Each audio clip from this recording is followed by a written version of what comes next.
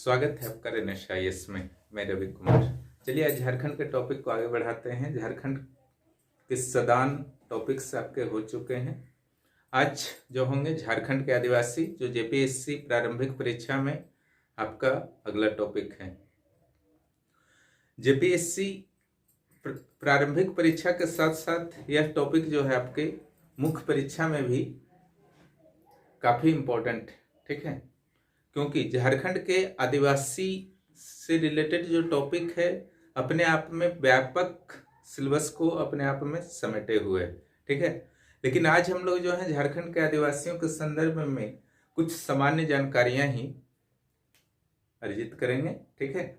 पूरा डीप में नहीं जाना है, क्योंकि पूरा सिलेबस में आदिवासी से रिलेटेड, चाहे उनकी आर्थिक स्थिति हो, सांस्कृतिक हो, धार्मिक हो, समय समय पर आते ही रहेंगे, ठीक है। चलिए चलते हैं झारखंड के आदिवासियों के संदर्भ में जो भी सामान्य जानकारी है उसको देखा जाए क्या है। तो यहाँ पर जो है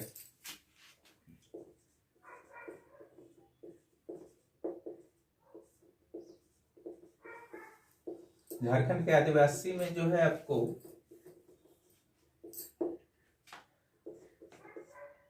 सबसे पहले भारत के संदर्भ में थोड़ी सी जानकारी ले लीजिएगा।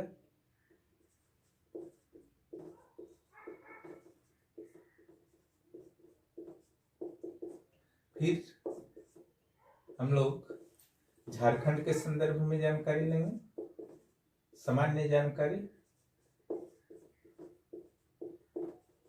पॉपुलेशन वगैरह, कुल जनजातियों की संख्या कितनी है। उसके बाद जो है आदिवासियों के सामाजिक, सांस्कृतिक, आर्थिक, आगे कर देते हैं, आर्थिक, धार्मिक और सांस्कृतिक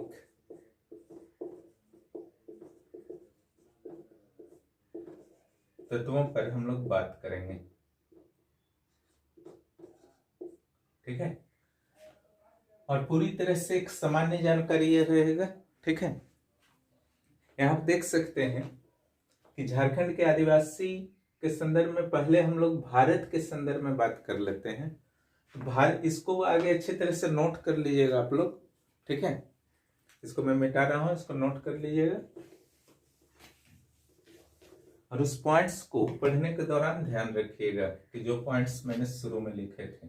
भारत के संदर्भ में अगर 2011 की पॉपुलेशन को देखा जाए तो 10 करोड़ से अधिक, प्लस में से अधिक पॉपुलेशन जो है आदिवासियों की है, जो भारत के टोटल पॉपुलेशन का 8.6% कंस्टिट्यूट करता है। 8.6% जो है स्टेज का पॉपुलेशन, ठीक है।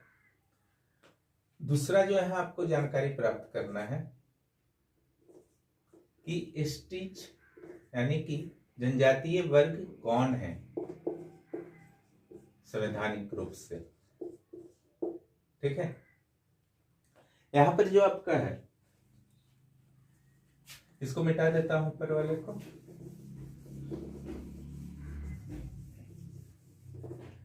स्टिच कौन है, ठीक है। तो इस संदर्भ में आपके जो इंडियन कॉन्स्टिट्यूशन है, संविधान है, उसके आर्टिकल 342, ठीक है, 342 में आदिवासियों के संदर्भ में जानकारी दी गई है, ठीक है। तो यहाँ पर यह प्रश्न उठता है कि आदिवासी कौन होंगे, ठीक है। ये बहुत इंपॉर्टेंट प्रश्न है, आदिवासी कौन होंगे। आदिवासी, सारे लोगों को आदिवासी नहीं कहा जाता है, ठीक है। आदिवासी उन्हें ही कहा जाता है जिन्हें राष्ट्रपति के द्वारा अधिसूचित किया जाता है आदिवासी के रूप में, ठीक है, आर्टिकल 342 के तहत, ठीक है। आदिवासी को के रूप में अधिसूचित राष्ट्रपति किसको करेंगे, तो उससे करेंगे जो राज्य या केंद्र सरकार द्वारा जिन समूहों के बारे में यह सिफारिश की जाएगी राष्ट्रपति को, ठीक है। पहला ये ध्यान रखिएगा। और राज्य और केंद्र सरकार किस ढंग से सिफारिश करते हैं? ऐसे समूहों को करते हैं जो जंगलों, पहाड़ों, पठारों और अन्य प्रतिकूल भौगोलिक परिस्थितियों में निवास करते हैं।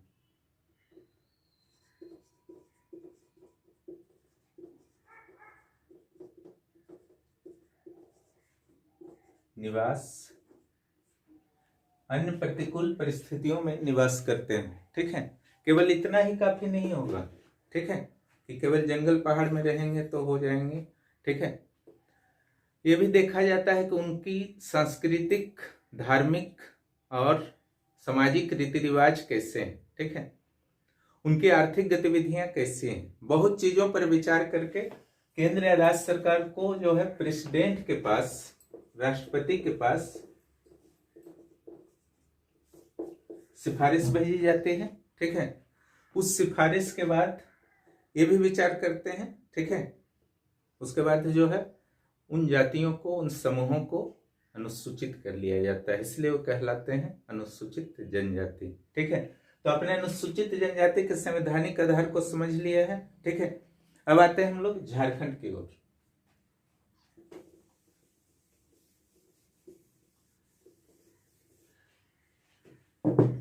जो भी मैं बता रहा हूं हर जगह से प्रश्न आएंगे और आते हैं परीक्षाओं में। ठीक है, झारखंड का अगर कंडीशन देखा जाए तो यहां जो है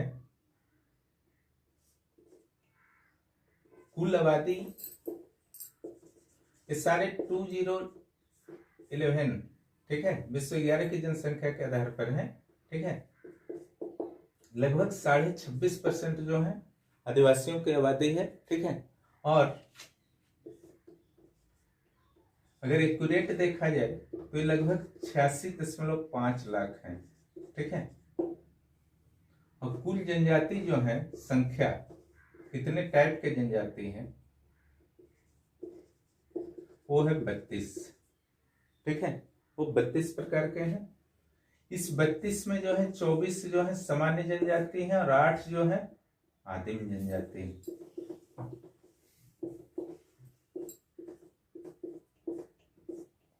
8 जो है आपके आदिम जनजाति। ठीक है,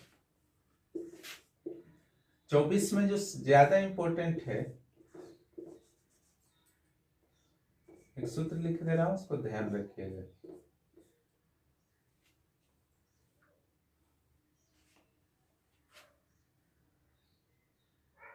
यहां देखिए, संथाल, सुमो, ठीक है, सुम हो, एक में आपका हो गया संथाल, उरांव, मुंडा और हो। ठीक है, ये मुंडा है।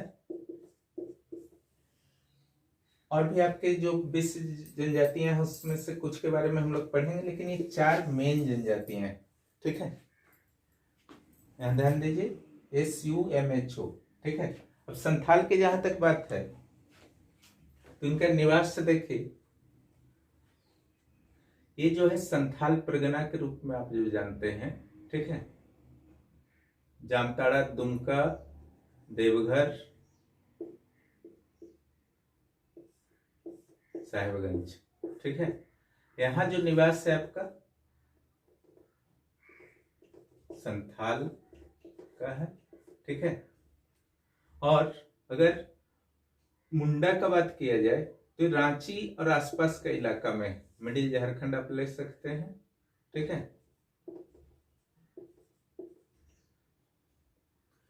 उरांव जो है आपका पलामू प्रमंडल के साउथ पार्ट में है और कुछ जो है आपका कोल्हान प्रमंडल में भी है, गुमला सेक्शन में। ठीक है, यहां जो है उरांव है। हो जो है कोल्हान प्रमंडल का रेस्ट पार्ट में।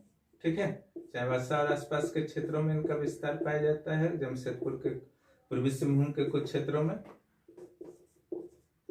और बाकी जनजातियों के बारे में डिटेल हम लोग बाद में बात करेंगे। फिलहाल इतना के बारे में ही जानिए, ठीक है।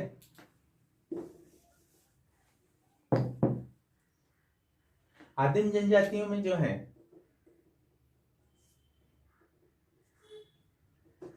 एक सूत्र मैं बता दे रहा हूं, विको आप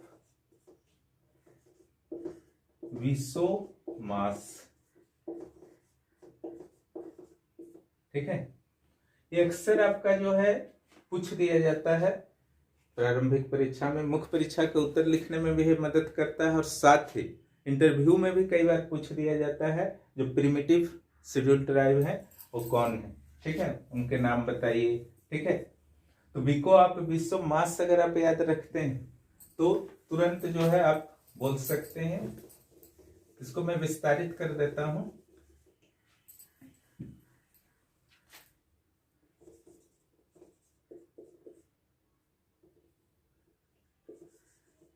विको, विको से जो आपका हो जाएगा बिरहोर कोरबा, ठीक है।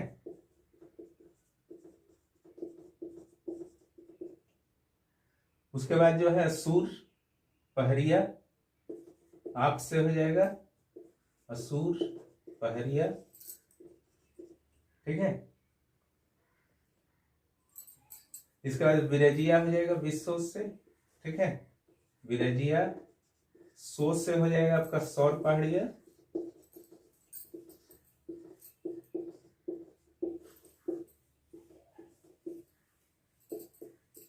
और यहां में हो जाएगा माल पहाड़िया,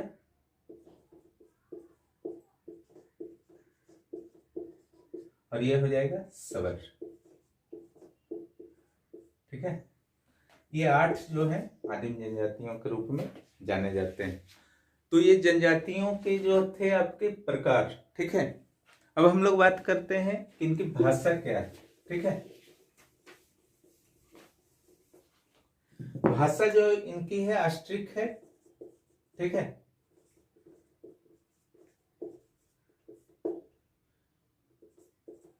मुख्य रूप से जो है ऑस्ट्रिक है, लेकिन कुछ जनजातियों की भाषा जो है द्रविड़ है, ठीक है।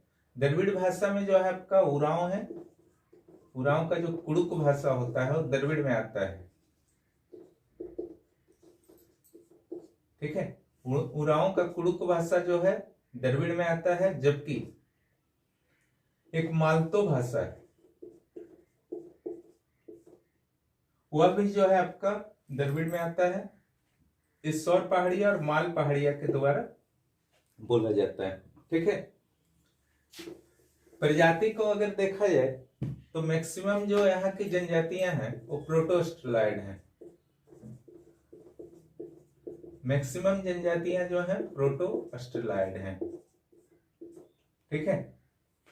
तो इतना कीजिएगा सामान्य परिचय में। अब हम लोग आते हैं सामाजिक सेक्शन में।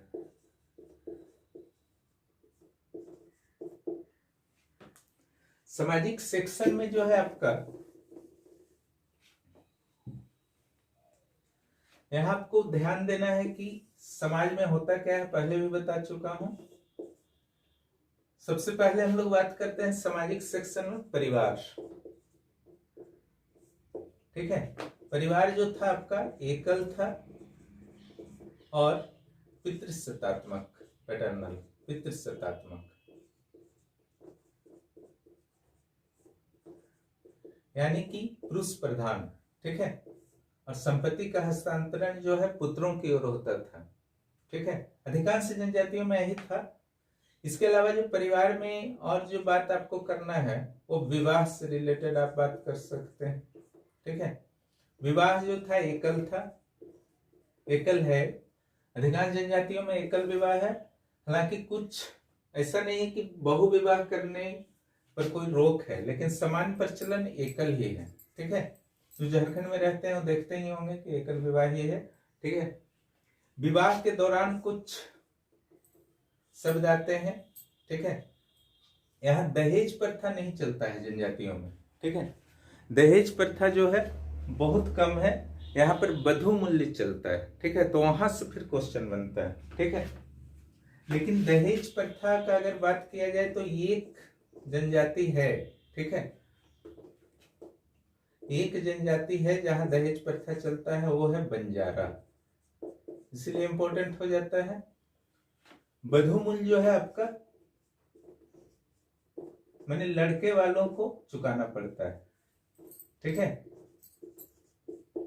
तो बधूमूल से क्वेश्चन यहाँ पर कुछ बनता है। बधूमूल के तो ऐसे बहुत सारे नाम हैं, लेकिन अभी मैं केवल 2 का नाम बताना चाहूंगा।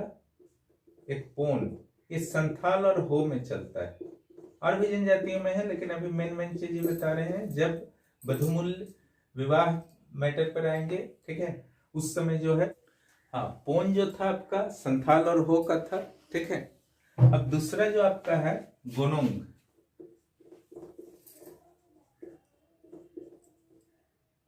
ये मुंडा के बधूमूल्य थे, ठीक है। तो इस ढंग से आप देख रहे हैं कि पोन और गोनोंग यानी कि बधूमूल दिया जाता था। इसके अलावा जो है विवाह के प्रकार को आप पढ़ सकते हैं, ठीक है। यहाँ जो है विवाह के प्रकार को पढ़ सकते हैं।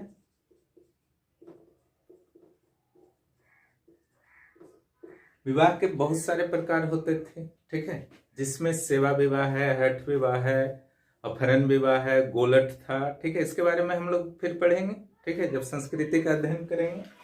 तो इस ढंग से आपका जो है विवाह, बधूमूल, विवाह के प्रकार इत्यादि हो गए, ठीक है। एक यहाँ जो आपको समाज में अध्ययन कर लेना है, सामाजिक सेक्टर में, वो है युवा गृह, ठीक है। और एक आपको स्टडी कर लेना है अखरा, ठीक है, युवा गृह और अखरा, ठीक है। युवा गृह जो होता था, जो आदिवासी युवा और युवतियां होती थी, ठीक है, उन्हें विवाह से पूर्व दाम्पत्य जीवन की पूर्ण शिक्षण देने के लिए, ठीक है, जो चुनौतियां आएंगी विवाह के बाद, ठीक है, उसका पूरा प्रशिक्षण देने के लिए प्रत्येक गांव में समान रूप से एक युवा गृह होता था। इस युवा गृह से प्रश्न इसलिए रहते हैं क्योंकि इसके नाम जो थे अलग अलग थे, अलग अलग जनजातियों में, ठीक है। जैसे आपका घुमकुड़िया, घुमकुड़िया जो था, घुमकुड़िया जो था आपका उरांव का था, ठीक है। और एक गीती ओरा का नाम आता है। गीतियोरा जो था इधर आपका छोटा नागपुर सेक्शन में हो मुंडा इत्यादि का है, ठीक है। और घुमकुड़िया और गीतियोरा के अलावा एक घुटलू का नाम आता है, जो संथालों का युवा गृह माना जाता है, ठीक है। हालांकि युवा गृह का प्रचलन जो है धीरे धीरे समाप्त होता जा रहा है। अखरा के बारे में पहले भी बात कर चुके हैं।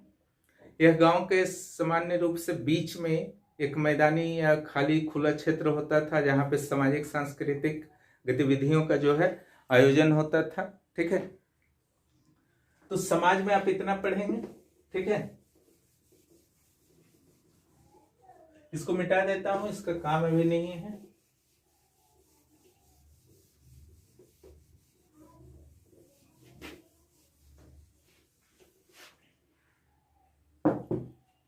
अब हम लोग पढ़ते हैं आर्थिक।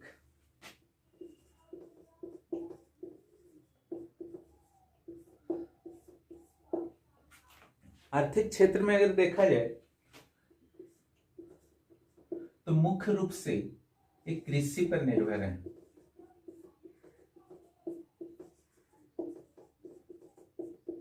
और दूसरा वनोपज, ठीक है। वनोपज पर भी अत्यधिक निर्भर है, कृषि के बाद उसी का स्थान है, ठीक है। यही कारण है कि यह जो है भावनात्मक मुद्दा बन जाता है। वन अधिकार अधिनियम भी इसी कारण लाया गया है, ताकि उन्हें पर्याप्त अधिकार दिए जा सके। और इसके अलावा जो भी आपके हैं कृषि से रिलेटेड, मत्स्य पालन हुए, पशुपालन हुए, डेयरी हुए, लेकिन आजकल जो देखा जा रहा है जनजातीय वर्ग में, सरकारी नौकरी के प्रति उनका झुकाव बढ़ा है, व्यवसाय के प्रति झुकाव बढ़ा है, इसलिए आर्थिक गतिविधियों में उनकी विविधता आ रही है, ठीक है। अब हम लोग बात करते हैं धार्मिक। धार्मिक सेक्शन जो है बहुत इंपॉर्टेंट है।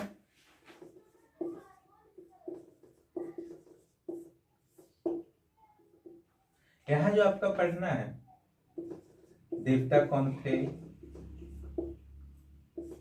कुछ देवियों के नाम भी आप पढ़ सकते हैं, और पुजारी के नाम आप पढ़ सकते हैं, जो विवाह वगैरह भी कराते थे पुजारी, धार्मिक कार्यों के साथ साथ और धार्मिक विवाद को भी सॉल्व करते थे। ठीक है, इतना आप पढ़ लेंगे तो ये धार्मिक सेक्शन जो है खत्म हो जाएगा। यहां पर जो है आपका सूर्य और प्रकृति की पूजा, साल वृक्ष, इनका जो धर्म माना जाता था वो सरना माना जाता था। ठीक है, जाहिर स्थान में इनका पूजन होता था।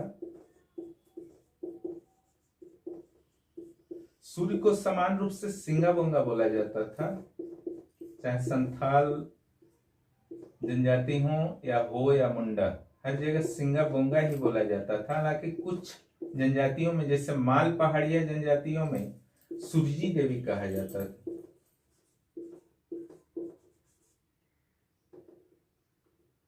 सूरजी देवी भी कहा जाता है। ठीक है, वेलपुन भी कहा जाता है गोंड जनजातियों में, गोंड में वेलपुन भी कहा जाता है। साल वृक्ष की पूजा जो होती है आपका जाहिर स्थान में, जो आपके होते हैं साल वृक्ष से घिरा हुआ क्षेत्र होता है, इस संथालों के क्षेत्र में बहुत ज्यादा इसका महत्व है। ठीक है, कुछ देवियां भी थी, जैसे बिंझिया जनजाति में,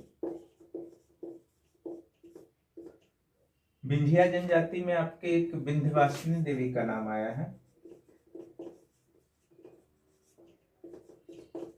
यहाँ एक सूर्य देवी, सूर्य का जो पूजा सूर्य का देवी के रूप में पूजा किया जाता है, सूर्य देवी का मालपहाड़िया के द्वारा। ठीक है, एक विंध्यवासिनी देवी, एक जो है आपका सरना धर्म में जो है चालपच्चो देवी है, प्रमुख देवी है सरना धर्म की। ठीक है, तो इस ढंग से आपके ये हो गए। एक देवता जो है आपका विशेष देवता का अगर बात किया जाए, कुछ विशेष जनजातियों के अपने देवता,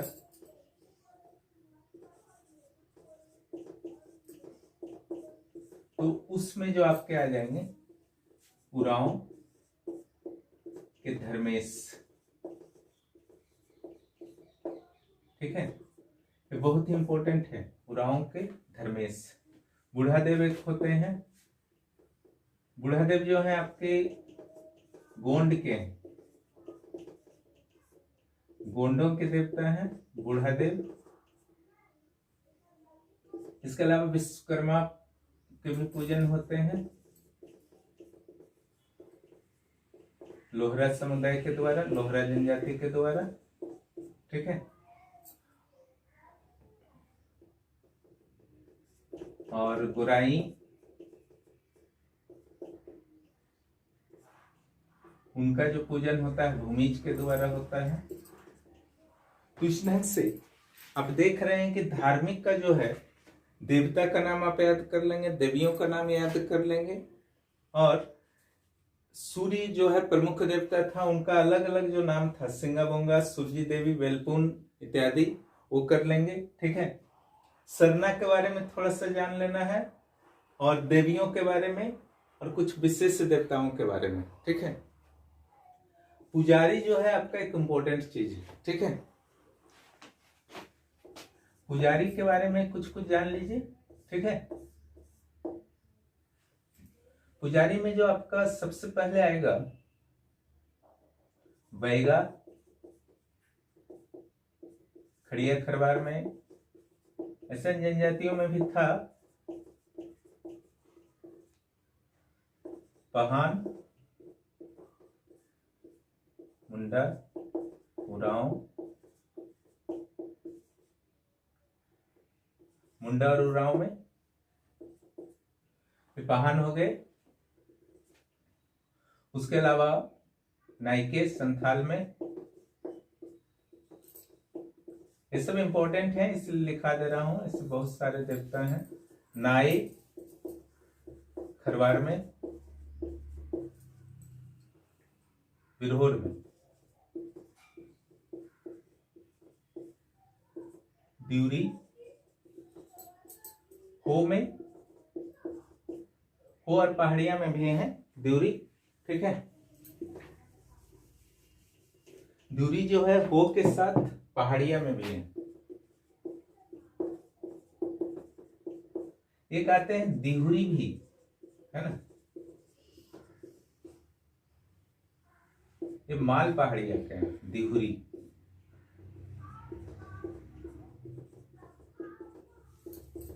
दिहुरी जो है माल पहाड़िया के हैं। यहां पर देख लीजिए, नोट कर लीजिएगा, बैगा, पहान, नायके, नाये, दिहुरी, दिहुरी, ठीक है। इसके लिए मैं एक सूत्र बता देता हूं ताकि आपको इजी हो जाए। यहां जो है वाप, नाना, वाप, नाना, दीदी, ठीक है। वाप से हो गया बैगा, पहान, नाना से हो गया नायके, नाये, दीदी से हो गया दिहुरी, दिहुरी, ठीक है। तुरंत याद हो जाएगा। इसके अलावा आप सांस्कृतिक पक्ष को देख सकते हैं, उसमें विशेष कुछ नहीं है, ठीक है। इसमें यही है कि इनका जो है एक उत्सव, पर्व, त्योहार, इसके प्रति जो है इनका काफी लगाव रहता है जनजातीय वर्ग का। अगर मुख्य पर्व के बारे में देखा जाए तो सरहुल है, सोहराय है, कर्मा है, ठीक है। इसके अलावा गायन में देखा जाए तो झूमर है, ठीक है। और आपका नृत्य में डोमकच है, ठीक है। इसके अलावा जो है इन लोग तरह तरह के वाद्य यंत्रों का प्रयोग करते हैं, इसके बारे में भी डिटेल हम लोग पढ़ेंगे, ठीक है। अभी उस पर डिटेल जाना उचित नहीं, चाहे मांदर हो, ढोल हो, ठीक है। सब का दाह संस्कार को भी सामाजिक में भी डाल सकते हैं, सांस्कृतिक में भी। इसमें जो आपके आएंगे, इन लोग मुख्य रूप से दफनाते भी हैं, कुछ जनजातियों के द्वारा सबका दाह संस्कार भी किया जाता है। इस तरीके से झारखंड की जनजातियों से संबंधित टॉपिक जो है आपका समाप्त होता है। हम लोग जल्द ही कुछ प्रमुख जनजातियों के साथ फिर मिलेंगे। धन्यवाद।